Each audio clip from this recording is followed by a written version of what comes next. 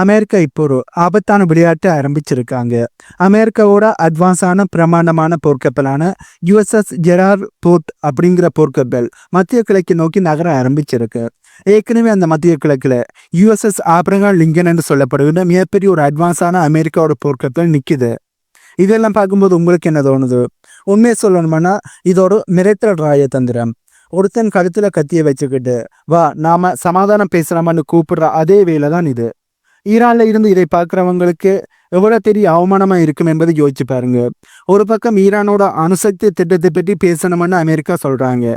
ஆனா இன்னும் ஒரு பக்கம் மிரட்டுறதுக்காண்டி போர்க்கப்பலை அனுப்புறாங்க. உண்மை சொல்லணும்னா இது பேச்சுவார்த்தை இல்லை, இது ஒரு அல்டிமம். அதாவது ஒன்று நான் சொல்றத கேள், இல்லைன்னா நான் அடிக்கிற அடியை நீ வாங்கணும் என்ற கட்டிலே போடுறாங்க. ட்ரம்ப் அவர்கள் இப்போ என்ன சொல்றாருன்னா, இன்னும் ஒரு மாசத்துல ஒரு டீல் நடக்கணும், இல்லைன்னா விளைவுகள் ரொம்ப மோசமா இருக்குமென்னு சொல்றாரு.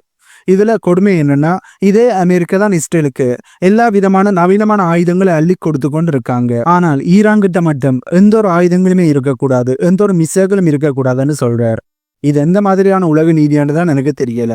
எனக்கு நாங்கள் இந்த வீடியோவில் போர்க்கப்பல்கள் வர்றதுக்கு பின்னாடி இருக்கிற அரசியல் என்ன, இஸ்ரேலோட பிரைம் மினிஸ்டரா இருக்கிற நெத்தன்யாகு அவர்கள் ஏன் அமெரிக்காவுக்கு திடீரென போட்டு வந்தார், ஈரான் மேல ஒரு தாக்குதல் நடந்தால் அது எப்படியான விளைவுகளை ஏற்படுத்தும், இதை பற்றி தான் இன்றைக்கு இந்த வீடியோட நாங்கள் தெளிவாக பார்க்க போறோம். இந்த வீடியோட நான் சொல்ல போற ஒரு சில கருத்துக்கள் ஏற்கனவே என்னுடைய முன்னைய வீடியோக்குள்ள சொன்ன கருத்துக்களாக இருக்கலாம். ஆகவே கொஞ்சம் அட்ஜஸ்ட் பண்ணி கொள்ளுங்க. ஏனென்றால் நான் முழுமையாக பார்க்கும்போது ஏற்கனவே சொன்ன கருத்துக்களும் இதில் சொல்ல வேண்டி இருக்கும். அதனால தான் முன்கூட்டியே நான் இதுன்னு சொல்கிறேன். வீடியோக்குள்ளே போகிறதுக்கு முன்னே நம்ம சேனலை சப்ஸ்கிரைப் பண்ணி பக்கத்துக்கு பெல் ஐக்கானை கிளிக் பண்ணி வைங்க. அப்போ தான் நான் போடக்கூடிய வீடியோஸை நீங்கள் உடனுக்குடன் பார்க்க முடியும்.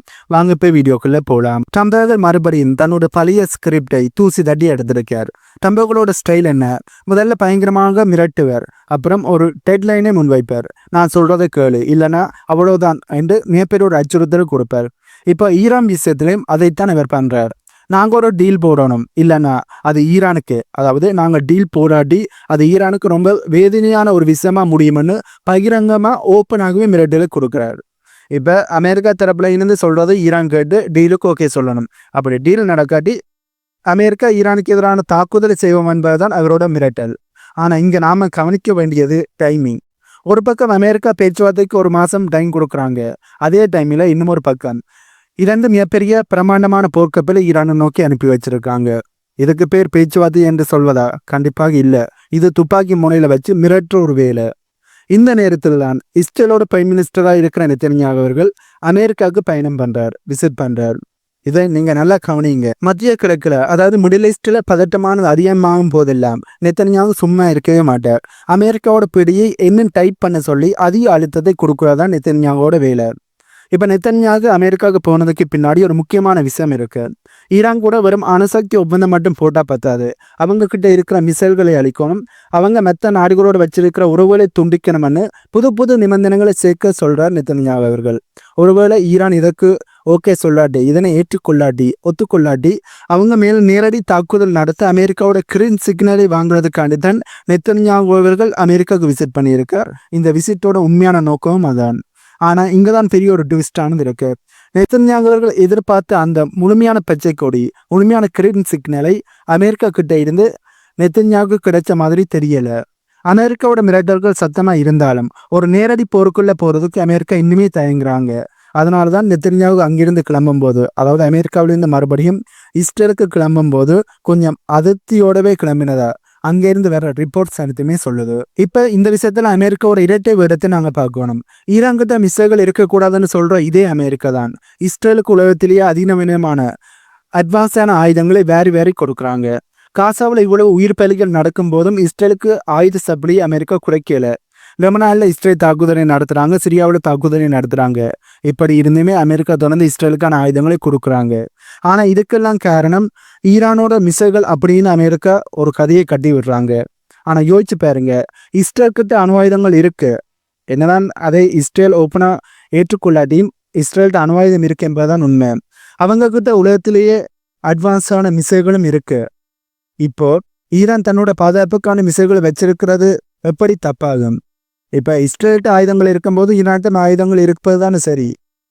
சுற்றி இருக்கிற எதிரிகள் கையில் துப்பாக்கி இருக்கும்போது ஈரான் கிட்ட மட்டும் தறி கூட இருக்கக்கூடாதுன்னு சொல்கிறது என்ன நியாயம்? இஸ்ரேல்கிட்ட ஆயுதங்கள் இருந்தால் ஈரான்கிட்ட ஆயுதங்கள் இருக்கணும். இஸ்ரேலினர் மட்டும் ஆயுதங்கள் இருக்கலாம், ஆனால் ஈரான் ஆயுதம் இருக்கக்கூடாது என்று சொல்வது என்ன நியாயம் என்றுதான் பலருக்கு எழும்புற கேள்வியா இருக்கு. சுருக்கமாக சொல்ல போனா இது ஒரு டூ டேக் ட்ராப்ன்னு தான் சொல்லணும். ஒன்று, அமெரிக்கா சொல்ற எல்லா நிபந்தனைகளையும் அடிபணிஞ்சு ஈரான் தன்னோட தற்காப்பு வசதிகள் அனைத்தையுமே விட்டு கொடுக்கணும். அப்படி பண்ணலைன்னா பாருங்க, ஈரான் சமாதானத்துக்கு வரமாட்டாங்கன்னு சொல்லி இன்னும் அதிகமான பொருளாதார தடைகளையும் இராணுவ தாக்குதலையும் ஈரானுக்கு எதிராக அமெரிக்கா செய்து இனிமே அதிக பிரஷரை ஈரானுக்கு கொடுப்பார்கள். இதுதான் அமெரிக்காவோட திட்டம். அமெரிக்கா மற்றும் இஸ்ரேல் சேர்ந்து போடுற ஒரு மிகப்பெரிய ஒரு மாஸ்டர் பிளான் என்றே சொல்ல முடியும், ஸ்கெட்ச் என்றே சொல்ல முடியும். ஆனா ஈரான் இதை பார்த்து பயப்படுற மாதிரி தெரியல. அமெரிக்கா நினைச்சா ஒரே நாள்ல ஈரானை காலி பண்ண முடியுமா என்ற கேள்வி உங்களுக்கு எழும்பும். சில பேர் அப்படிதான் நினைச்சு கொண்டு இருக்காங்க. எங்க ஊர்லயே அப்படி நினைக்கிற நபர்கள் நிறைய பேர் இருக்காங்க. ஆனா இது ஒன்றும் காலி உட்படம் இல்லை. நினைச்ச நேரத்துக்கு ஒரு சிங்கிள் ஸ்ட்ரைக்கில் ஒரே ஒரு டார்கெட் தான், ஒரே ஒரு அடியிலேயே முடிச்சிடலாம், ஒரே ஒரு தடவை அட்டாக் பண்ணியே முழுமையாக முடிச்சிடலாம்னு சொல்கிற அளவுக்கு இது ஒன்றும் கவலைப்படம் இல்லை. உண்மையாக சொல்லணும்னா ஈரான் ஒரு லேயர்டு சிஸ்டம்னு தான் சொல்லணும். முதல்ல ஈரானோட புவியியல் அமைப்பு, அது முழுக்க மலைகளாலையும் குகைகளாலையும் சூழப்பட்ட ஒரு நிலப்பரப்பு.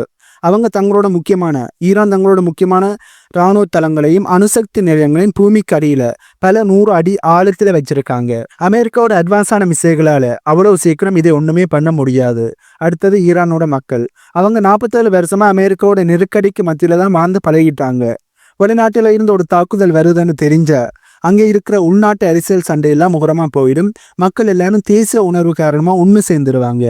அமெரிக்கா நினைக்கிற மாதிரி ஈரான் ஒன்றும் ஒரு பலவீனமான அரசு இல்லை, அது மக்களோட உணர்வுகளோடு கலந்து ஒரு அமைப்புன்னு தான் சொல்லணும். அடுத்து அமெரிக்கா போரை ஆரம்பித்தால் கச்சா எண்ணெயினுடைய பிரைஸ் தாரமாற எகிர ஆரம்பிக்கும்.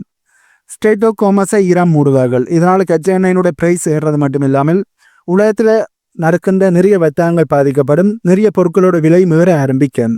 இதனால தான் சொல்றேன், இந்த போர்க்கப்பலை அனுப்புறது என்பது வெறும் கெத்து காட்டுற விஷயம் மட்டும் இல்லை, இது ஒரு மிகப்பெரிய தீக்கோடியோட விளையாடுற மாதிரி.